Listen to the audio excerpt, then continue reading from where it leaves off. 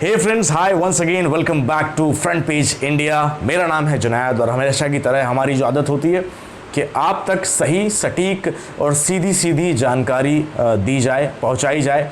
उसके पहले जल्दी से हमारे चैनल को सब्सक्राइब कीजिए, लाइक कर दीजिए अगर वीडियो अच्छा लगे तो, और ना भी लगे तो अगर हमसे कोई सवाल है तो आप सवाल भी पूछ सकते हैं। कमेंट सेक्शन में आके सवाल पूछिए। फेसबुक पर हमारा जो पेज है फ्रंट पेज इंडिया 24 के नाम से, उसे भी लाइक कीजिए। और अच्छी अच्छी सटीक और सीधी जानकारी यदि आप चाहते हैं तो प्लीज़ हमारे साथ में ज़रूर जुड़िए। थैंक यू सो मच अभी तक आपने जो भी सपोर्ट हमें दिया है।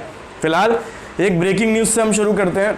ब्रेकिंग न्यूज़ यह है कि जो माइग्रेंट वर्कर्स हैं हमारे देश में, जो मज़दूर पेशा, जो गरीब तबका लोग हैं, जो सड़कों पर पैदल चल रहे हैं, आपको पता है ये सब विदेशी हैं, ये इस देश के नागरिक नहीं हैं। और इन लोगों को यही इनके साथ होना चाहिए कि सड़क पर पैदल चलें, इनकी चप्पलें फट जाएं, इनके पैर फट जाएं और ये भूखे तड़पते हुए रह जाएं। Well, I am being sarcastic guys, और मैं ऐसा इसलिए कह रहा हूँ क्योंकि इन्हें इसी तरीके से छोड़ दिया गया है। शुरुआत में अपनी बात की इस चीज़ से करना चाहूँगा कि हमारे जो एक्सटर्नल अफेयर्स के मिनिस्टर हैं वी मुरलीधरन, उन्होंने ये जानकारी देते हुए कहा कि 647 लोगों को हमने, जो स्टैंडर्ड थे यानी कि फंसे हुए थे वुहान सिटी में चाइना में, उनको स्पेशल एयरक्राफ्ट के ज़रिए से एयरलिफ्ट किया या फिर उनको यहाँ पे लेके आए। और 647 लोगों को यहाँ पर लाने में जो पैसे लगे वो लगभग 6 करोड़ के आसपास का एक आंकड़ा है। गुड जॉब, अच्छा काम किया, वेरी गुड। करना चाहिए ना, हमारे देश के जो नागरिक बाहर फंसे हुए हैं उन्हें लेके आना चाहिए, वेरी गुड। ऐसे ही ऑपरेशंस हमने इटली में, जापान में और ईरान में भी चलाए, जहाँ पे हमने जो स्टैंडर्ड लोग थे हमारे देश के, हिंदुस्तानी जो बाहर फंसे हुए थे, उन्हें हम लेके आए।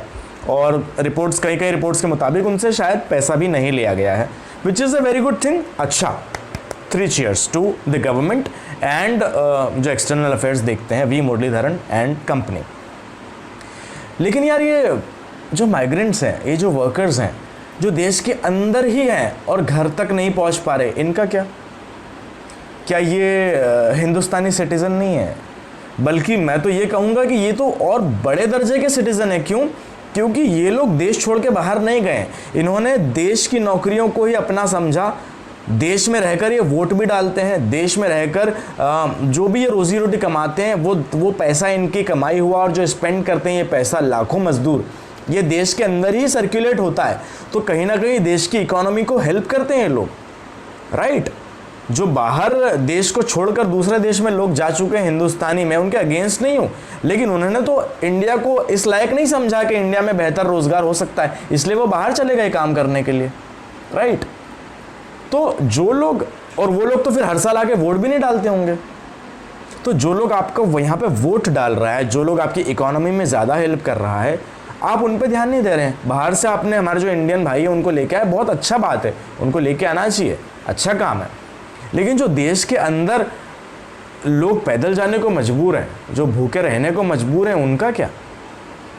वेल दोस्तों, दिल बहुत दुखता है, इसलिए मैंने शुरुआत में ऐसी कड़वी बात से स्टार्टिंग की कि भाई ये कोई देश के नागरिक नहीं। बिकॉज आर्टिकल 14 की अगर हम बात करें, right to equality, right equality कहाँ गया? इनका अपने घर पे वापस जाने का राइट, या जिस तरीके से आप फॉरेन कंट्रीज से हमारे इंडियंस को लेके आ रहे हैं, जो तो देश के अंदर रहने वाले इंडियंस है। 6 करोड़ रुपए एक अप्रॉक्सीमेट जो फिगर है, उसमें आपने 647 लोगों को वुहान सिटी चाइना से आप लेके आए। 6 करोड़ रुपए में हज़ारों की संख्या में, बल्कि लाखों की संख्या में भी हो सकता है, इतने सारे मजदूर मुंबई से, यूपी या हैदराबाद से वो अपनी सिटी, अपनी अपनी जगह पर पहुंच जाते हैं। इनको तो फ्लाइट्स भी नहीं चाहिए, इनको तो बसेस और ट्रेन ही चाहिए थी, राइट?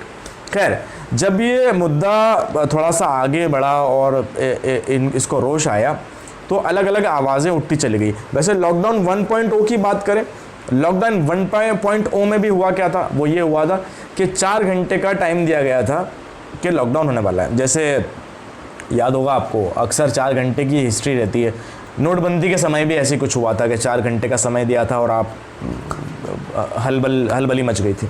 खैर, तो अगर आप 4 घंटे का टाइम दे रहे हैं कि 4 घंटे के बाद में लॉकडाउन होने वाला है, तो बेसिकली आप सीधा सीधा या तो इन माइग्रेंट वर्कर्स को नज़रअंदाज कर रहे हैं कि ये एग्जिस्ट ही नहीं करते, और या फिर आप ये चाहते ही नहीं कि वो घर पे जाएं, क्योंकि 4 घंटे में आदमी अगर बाज़ार में है तो वो घर आ सकता है। इवन मेट्रो सिटी में भी अगर किसी दूसरे पार्ट में है तो 4 घंटे में वो घर आ सकता है। लेकिन अगर एक सिटी से दूसरी सिटी जाना हो या एक स्टेट से दूसरे स्टेट जाना हो तो ये असंभव है, नहीं जा सकता है इंसान। और इसी वजह से ये जो हाहाकार मचा हुआ है, लोग पैदल जाने पे मजबूर हैं।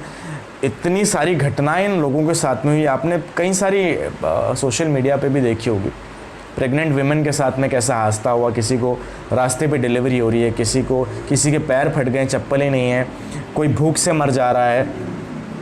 एक आंकड़ा अगर मैं आपको बताऊं, अप्रैल 5 का है, जो शेल्टर की बात की गई, 12 लाख ऐसे मजदूर माइग्रेंट वर्कर्स थे जिनके लिए शेल्टर का इंतज़ाम किया गया अलग अलग जगह पे। और जिसमें से ये 5 अप्रैल की बात मैं बता रहा हूँ आपको, जिसमें से आधे से ज़्यादा तो केरला में हुआ, ठीक है। तो बाकी स्टेट्स का क्या, जहाँ पे लाखों नहीं करोड़ की संख्या में लोग भटक रहे हैं, लोग पैदल पैदल जाने को मजबूर है। और एक हादसा मैं आपको, बहुत सारे हादसों में से एक है, 12 साल का एक लड़का है जिसका नाम है जमलो मकदम, इस लड़के का नाम था। और ये इसके पेरेंट्स का इकलौता बच्चा था और इसको भी इस बात की जानकारी नहीं थी कि अचानक से लॉकडाउन वगैरह हो जाएगा, जो भी है। सो ये चिली पिकर के तौर पे तेलंगाना में काम करता था और घर जाते वक्त, लॉकडाउन के वक्त, इसकी भूख से और डिहाइड्रेशन से मृत्यु हो गई, मर गया ये। ऐसे कई सारे वाक़ये हैं दोस्तों, मतलब कई सारे ऐसे लोग हैं जिन्होंने भूख के कारण और गरीबी के कारण अपना दम तोड़ा है। एक और स्टेशन का एक वाक़या था, किसी रेलवे स्टेशन पे एक युवक अपने 1-2 साल 3 साल का उसका बच्चा था, उसके लिए दूध का इंतज़ाम नहीं कर पाया, दूध ढूंढ रहा था बच्चे के लिए, छोटे बच्चे के लिए, और दूध नहीं मिल पाया और इसकी वजह से वो बच्चा मारा गया। कई सारे ऐसे वाक़यात आए हैं जहाँ पे मज़दूर घर पैदल जा रहे हैं, उनके साथ लूटपाट हुई है। कई सारे ऐसे वाक़यात आए हैं जहाँ पे धर्म के आधार पे भी लोगों को पीटा गया है। सोचिए, एक दूध, आधा लीटर दूध के लिए किसी की जान चली जाए, 15-20 रुपए के दूध के लिए किसी की जान चली जाए, क्या 15 रुपए के दूध वर्सेस एक जान की वैल्यू, ये हमारे देश में हो गया है क्या? बड़ा अफसोस की बात है दोस्तों, मतलब बहुत दिल दुखता है। अच्छा, इसकी अकाउंटेबिलिटी कौन लेगा, इसकी जिम्मेदारी कौन लेगा? जनता का क्या काम होता है? जनता का काम होता है, ड्यूटी की बात करें, जनता का काम होता है टैक्स दे गवर्नमेंट को, राइट। जनता उसके ऊपर क्या कर रही है? पीएम केयर्स फंड में या अलग अलग संस्थाओं में डोनेशन देती है, वो भी कर रही है। जनता अपने लेवल पे जाके पानी के प्याऊ लगा रही है या फिर राशन किट्स बांट रही है, अलग अलग गुरुद्वारे से मुस्लिम लोग, हिंदू भाई भी हमारे, अलग अलग धर्मों के लोग अपने लेवल पे काम कर रहे हैं हर जगह पे, जो कि उनकी ड्यूटी नहीं बनता, उनकी एक बीइंग ह्यूमन वो ये काम कर रहे हैं। लेकिन गवर्नमेंट तो अपनी ड्यूटी भी नहीं कर पा रही है, तो सवाल पूछना बनता है। चलिए आगे, मैं अपनी भावनाओं में बह जाता हूँ अक्सर। लॉकडाउन 3.0 में क्या होता है, हम उसकी बात करते हैं। सेंट्रल गवर्नमेंट ने फिर से यहाँ पे मज़दूरों को इस तरीके से ट्रीट किया जैसे वो एग्जिस्ट ही नहीं करते। होम मिनिस्ट्री ने 29 अप्रैल को एक म्यूचुअल एग्रीमेंट के तहत एक ये बात कही थी कि मई 4 से, यानी कि 4 मई से मज़दूरों को अपने अपने घर भेजा जाएगा, लेकिन वो सिर्फ़ और सिर्फ बाय रोड ही जा सकते हैं, यानी कि रोडवेज़ के थ्रू ही जा सकते हैं। अब इसमें थोड़ा सा कॉमन सेंस इस्तेमाल करना चाहिए था कि भैया अगर आप ट्रेन का भी इस्तेमाल करेंगे तो कितने जल्दी से कई सारे लोग अपने घरों पे पहुंच सकते हैं। तो इसकी 8 स्टेट्स में इसके ख़िलाफ़ प्रोटेस्ट हुआ 29 अप्रैल के सर्कुलर के मुताबिक कि भाई सिर्फ रोडवेज़ के माध्यम से ही लोग क्यों जा सकते हैं। तो फिर 2 दिन के बाद में डिसाइड किया गया होम मिनिस्ट्री की तरफ से कि भाई अब श्रमिक एक्सप्रेस चलाई जाएगी और एक स्पेशल ट्रेन है जिसके तहत हम आपको, मतलब मज़दूरों को, मतलब घर भेजा जाएगा। ठीक भाई। उसके बाद नया मामला जो मैंने अपने पिछले वीडियो में बताया था, 85% और 15% वाली बात, जो रेलवे का फेयर लिया जाएगा, उसके मुताबिक सेंट्रल गवर्नमेंट ने पहले कहा था कि 85% जो ये कॉस्ट ऑफ ट्रैवल है वो बेयर करेंगे और 15% स्टेट गवर्नमेंट बेयर करेंगे। लेकिन एक्चुअल में फिर बाद में सेंट्रल गवर्नमेंट ने सुप्रीम कोर्ट के सामने एक क्लैरिफिकेशन दिया कि वो जो किराया है वो नहीं देने वाले थे। श्रमिक एक्सप्रेस का किराया हम नहीं देंगे और it was borne by the state government, जो भी रेस्पेक्टिव टिकट था। एक्चुअल में मोटी मोटी बात यह है कि जो वर्कर्स थे, जो ट्रैवलर्स थे, उन्हीं को पूरा पैसा देना पड़ा और इनफैक्ट जो नॉर्मल फेयर था उससे बढ़ के 50 रुपये एक्स्ट्रा एक्सप्रेस का चार्ज और खाने का चार्ज, अब खाना भी मिला कि नहीं मिला दैट आई डोंट नो, लेकिन उन्होंने नॉर्मल फेयर से ज़्यादा फेयर देना पड़ा किनको, वर्कर्स को या ट्रैवलर्स को। माइग्रेंट वर्कर्स की अगर फाइनेंशियल सिचुएशन की बात करें दोस्तों, आप समझ सकते हैं जो इंसान पैदल घर जा रहा है, कई सारे ऐसे लोग हैं, उनमें कई सारे लाखों की संख्या में जो अपने परिवार के इकलौते कमाने वाले हैं। उनके परिवार पे क्या बीत रही होगी दोस्तों, वो जो इंतज़ार कर रहे हैं। उनको मान लीजिए यूपी में कोई इंतज़ार कर रहा है कि उनका बच्चा जो मुंबई में मजदूरी करता है या कोई भी अपना कारोबार करता है, अपना पेट भरण पोषण करता है, उसके पास आज ट्रैवल करने की सुविधा भी नहीं है और वो पैदल घर आ रहा है। उनको ये नहीं पता कि उनका बच्चा सही सलामत घर पहुंचेगा या नहीं पहुंचेगा। अगर ऐसे कई सारे नौजवान मारे जा चुके हैं, कई सारे लोगों की मृत्यु हुई है। अब ऐसे परिवार जिनके परिवार में एक ही इंसान कमाने वाला था, एक ही फ़र्द था, उन पर क्या बीत रही है दोस्तों, आप सोचिए। आप मतलब ये आत्मा को झंझोड़ देने वाली चीज़ें हैं। आगे बात करते हैं पीएम केयर्स फंड की। पीएम केयर्स फंड में बड़े बड़े सेलिब्रिटीज़ ने, बड़े बड़े उद्योगपतियों ने, बड़े बड़े लोगों ने, मतलब कम आय वाले लोगों ने भी, ज़्यादा आय वाले लोगों ने भी, हर प्रकार के तबके के लोगों ने पीएम केयर्स फंड में पैसे डाले अपनी हैसियत के अनुसार। हज़ारों करोड़ों रुपया इकट्ठा हुआ है पीएम केयर्स फंड में, लेकिन उसका हिसाब किताब देने वाला कोई नहीं है। आप सिर्फ अंदाज़े लगा सकते हैं कि इतना पैसा होगा, उतना पैसा होगा, क्योंकि पब्लिक डोमेन में ये बात क्लियर नहीं की गई है कि भैया इसमें एक्चुअल अमाउंट कितना है। Also prime Narendra Modi office जो है, उनके जो ऑफिस है ऑफिशियल, जो उनकी जहाँ से भी उनके मैसेजेस के रिप्लाई होते हैं, वहाँ से ये बात क्लियर की गई है कि पीएम केयर्स फंड जो है कि वो आरटीआई एक्ट के अंदर नहीं आता है और ये एक पब्लिक अथॉरिटी नहीं है। आसान भाषा में अगर आपको समझाऊं तो आपको और हमें इस बात का अधिकार है कि आप पीएम केयर्स फंड में पैसा डाल दें, लेकिन आपको और हमको इस बात का अधिकार नहीं है कि हम उस पर सवाल करें कि भाई कितना पैसा इकट्ठा हुआ, या फिर आप माइग्रेंट वर्कर्स के लिए क्या इस पैसे का इस्तेमाल कर रहे हैं, या किन किन कामों के लिए इस पैसे का इस्तेमाल कर रहे हैं और कितना पैसा इसमें से खर्चा हो गया है। इस बात को जानने का हक आपको और मुझे, यानी कि आम आदमी को, जो उस पीएम केयर फंड में पैसा डाल रहा है, उसको भी इसकी आधिकारिक रूप से कोई परमिशन या आप इसके लिए एलिजिबल नहीं है। ठीक है, आप समझ गए मेरी बात को।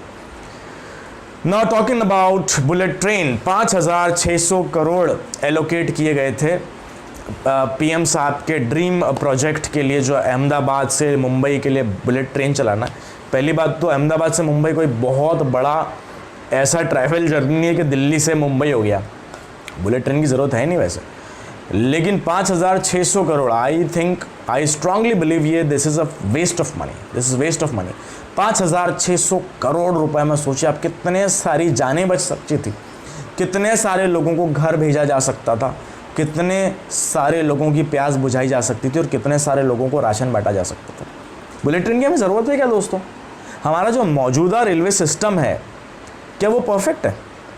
यही 5,600 करोड़ रुपए लगा के हम सोचिए कितनी सारी नई ट्रेन्स बना सकते हैं, रेलवे ट्रैक्स की मरम्मत हो सकती है, कितना कुछ हो सकता है, isn't it?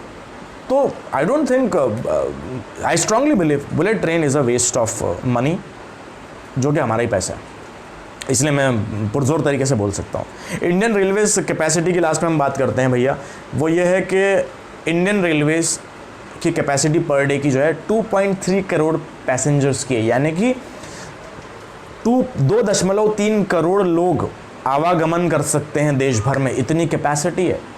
तो आप सोचिए अगर सही समय पर हम अपने रेलवे का इस्तेमाल करते या करें, तो ये जो माइग्रेंट वर्कर्स की समस्या जो मेरे ख्याल में 1 महीना या उससे भी ज़्यादा से चल रही है, हम कितने दिनों से वीडियोस देख रहे हैं लोगों के परेशान होते हुए, ये ऐसे सॉल्व हो सकती थी। बट अब कहने को तो बहुत कुछ है, लेकिन क्या कहें, सवाल तो हमारा काम है पूछने का।